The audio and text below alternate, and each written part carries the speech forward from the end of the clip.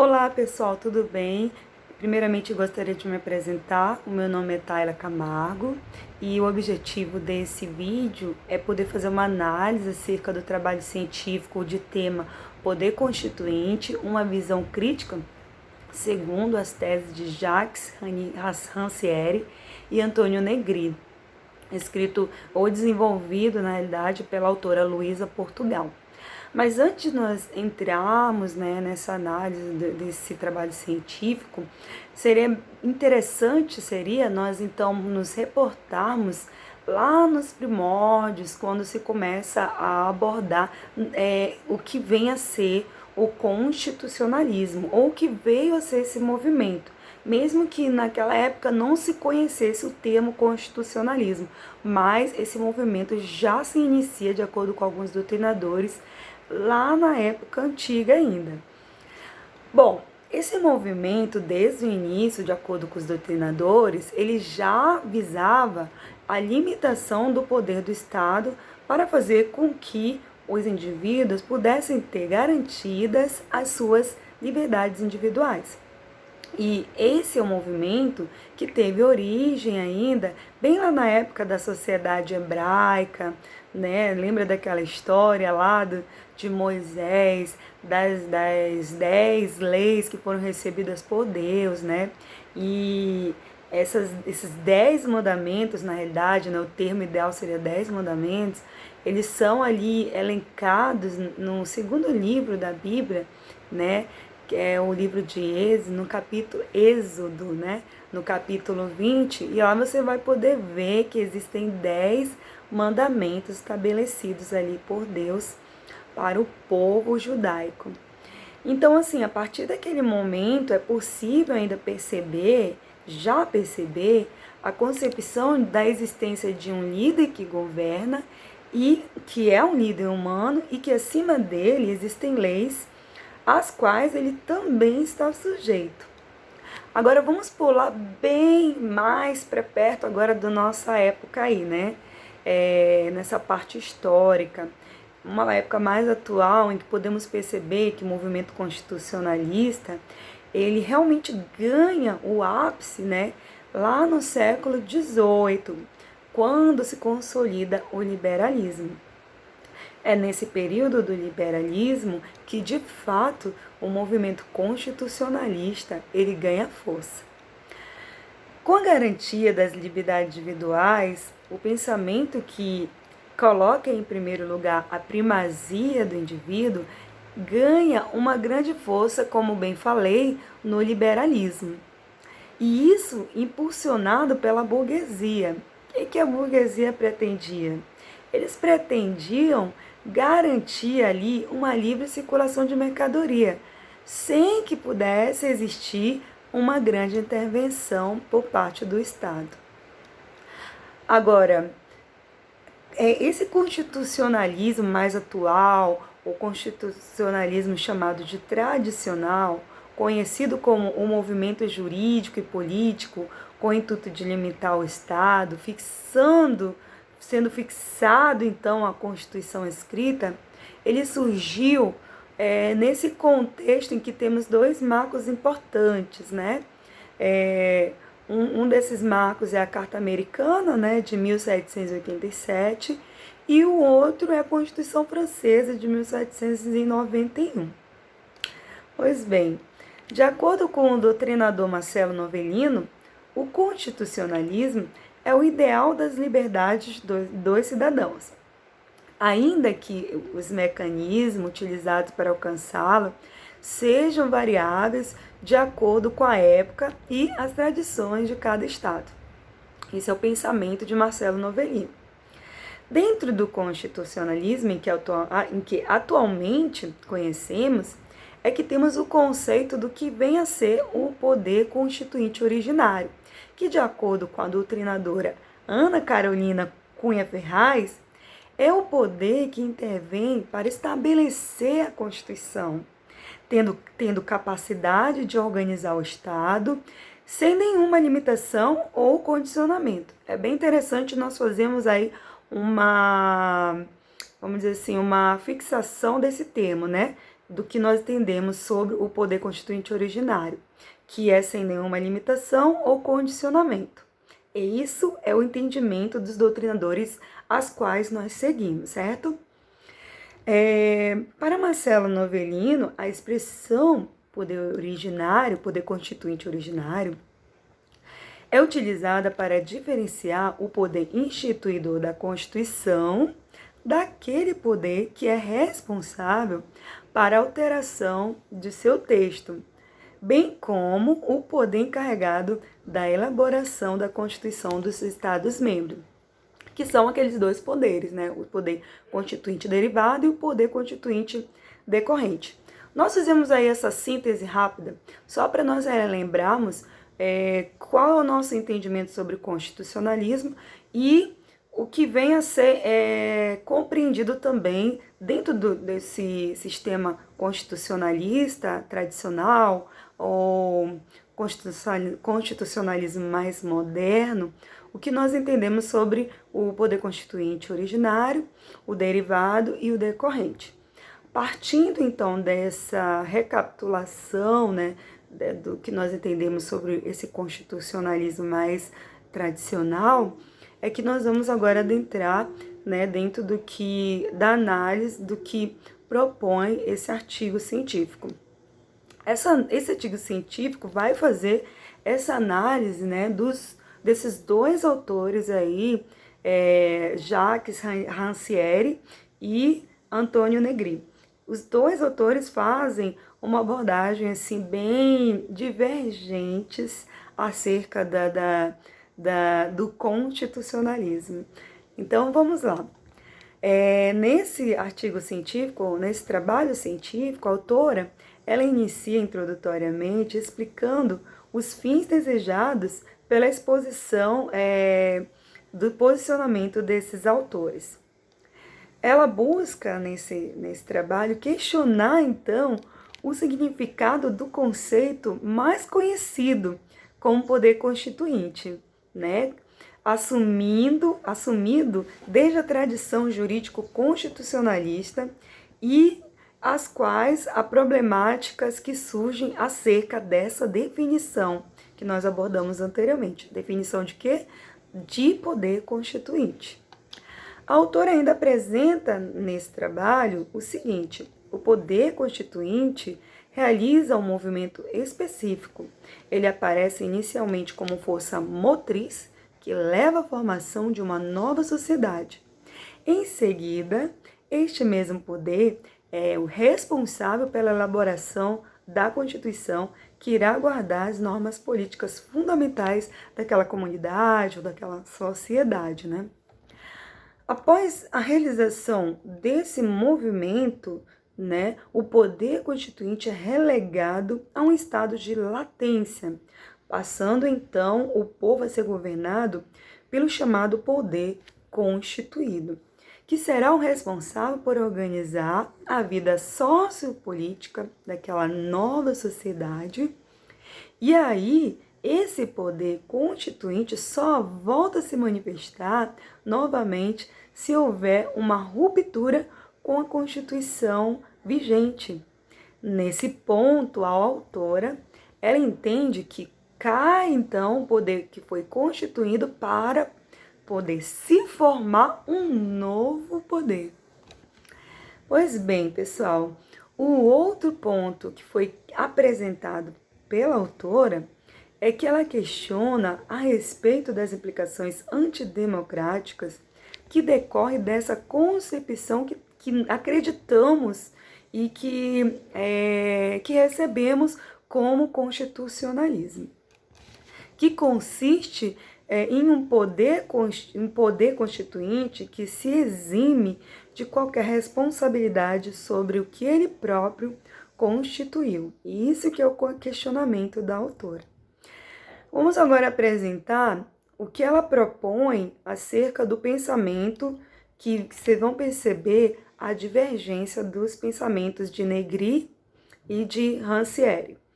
Então vamos lá. De acordo com Negri, o poder constituinte, através da sua obra Poder Constituinte, ele nos apresenta O problema que será enfrentado ao longo de toda a sua obra, ou seja, ele expõe que o poder constituinte ele resiste à própria constitucionalização. Negrin critica a teoria vigente, essa que nós acreditamos, essa teoria que acreditamos, a tradicional, né, sobre o poder constituinte. Então ele critica essa forma que nós abordamos de poder constituinte, né?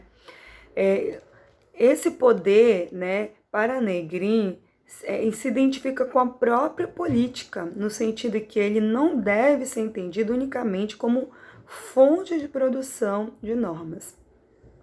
Para Negrin, também um outro ponto é que falar de poder constituinte é falar, então, de democracia. Então, para ele, a democracia está interligada com o poder constituinte, como o poder constituinte está interligado com a democracia. Outro ponto também é que ele apresenta uma análise sobre 3 teses, né? A primeira delas é que o poder constituinte seria, então, transcendente ao poder constituído. Esse poder seria a teoria tradicional da ciência jurídica, aquela que acredita que o poder constituinte funda uma nova sociedade para imediatamente romper todos os laços que a unem a esta. Assim, o único objetivo do poder constituinte seria a formulação das normas jurídicas fundamentais, o que estaria intrinsecamente ligado à sua autolimitação. Veja bem que agora nesse ponto, né, o autor, Negri, ele já começa a entender que o poder constituinte que conhecemos não é bem um poder constituinte ilimitado, porque existe um momento em que ele mesmo se autolimita. O outro ponto que ele apresenta lembra que eu falei das 3 teses que ele apresenta? Então, a segunda tese é que o poder constituinte, como imanente ao poder, o poder constituinte é imanente ao poder constituído. O que Negri quer explicar é que não se satisfaz com as consequências de se pensar o poder constituinte simplesmente como imanente ao sistema jurídico constitucional. Ele admite que o grau de imanência pode variar, mas que, em todos os casos, o resultado é que o poder constituinte acaba sim limitado pelo sistema que ele mesmo deveria impulsionar. A terceira tese apresentada por eles é que o poder constituinte, como fonte integrada do sistema constitucional. Para Negri, a formação da norma deixa de ser um evento único para se tornar parte da elaboração do próprio sistema jurídico em que ela está inserida. Ele observa que a limitação do poder constituinte passaria a ser delimitado pelas forças políticas do poder. Então, as conclusões de Negri, em sua obra, né, aborda alguns itens importantes. Dentre eles, ele propõe a possibilidade de pensarmos em um poder constituinte mutável e expansível. O outro ponto é que ele expõe que sua grande preocupação é de pensar em um poder constituinte que não seja limitado pelas instituições do constitucionalismo. Para Negri, ele é fundamental que se rompa com os conceitos intrinsecamente ligados ao Ocidente, quais sejam o da tradição judaica cristã, que concebe a criação como um momento unitário, e a perspectiva justnaturalista. Então, você vê que Negri defende que deve haver, então, um rompimento, né, desses conceitos que foram recebidos de forma intrínseca, né, advindos da tradição judaica cristã e do justnaturalismo. Agora, Vamos agora abordar e apresentar os pontos em que Rancière entende acerca do poder constituinte, né? Então, para Rancière, ele entende que a política é eminentemente democrática. Ela é um momento de reivindicação e luta da parcela dos sem parcelas, por uma nova partilha do sensível. Só que esse movimento só pode ocorrer após a subjetivação dessa classe, ou seja, no momento em que ela se reconhece como tal. Para Rancière, a política é sempre temporária e local, bem como também ela é excepcional e ela pode ocorrer em qualquer contexto. Uma outra abordagem de Rancière em seu trabalho, ele faz uma análise das sociedades pós-modernas, as quais ele afirma que se encontram na democracia consensual. Na percepção de Rancière, a democracia consensual nada mais é do que o fim da política, já que a política advém da existência dos conflitos sociais. Rancière ainda apresenta que democracia e consenso são palavras opostas, visto que a democracia ela pressupõe conflito pela partilha do sensível, dependendo assim do dissenso. Observa ainda, né, que a democracia consensual é aquela que se localiza após o conflito. Seria então a democracia consensual o oposto da democracia real, significando assim a anulação da política. Para Rancière, a democracia consensual ou pós-democracia só acontece em um momento posterior ao conflito, em que o litígio político é transformado em uma questão judicial e o Estado passa a ser o gestor desse conflito. O autor ainda apresenta, ou expressa uma busca por demonstrar que a política ela deve ser entendida sempre como um momento constitutivo de uma nova ordem e que esse momento deve ser sempre democrático, pois a sociedade insatisfeita com o estado das coisas pode então iniciar o conflito e a luta social. Ele ainda esforça por apresentar o pensamento que o poder constituinte, do poder constituinte, como uma forma transformadora e ilimitada, que atua em âmbito global, bem diferente de Negri. Então, vocês podem ver que, para Rancière, ele ainda acredita nesse poder constituinte ilimitado, né? E já Negri já acredita na possibilidade da própria autolimitação do poder constituinte.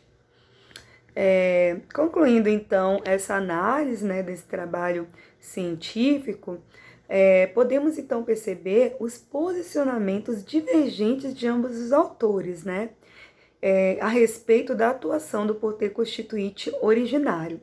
Mas existem também pontos de convergência, principalmente quando os dois autores expõem que, no momento atual, nossa sociedade não está vivenciando essa democracia real. Então, assim, vocês podem ver que esse artigo esse tema tem muito ainda a ser estudado, tem muito a ser aprofundado para que a gente possa chegar a algum consenso a respeito desse assunto. Então, eu deixo aberto a vocês, para que vocês, se vocês tiverem curiosidade, que vocês procurem pesquisa, porque eu estarei também pesquisando para poder aprender um pouquinho mais sobre esse tema que foi abordado hoje aqui. Tá certo, gente? Muito obrigada pela atenção de vocês, espero ter contribuído e deixo aqui um grande abraço a todos vocês.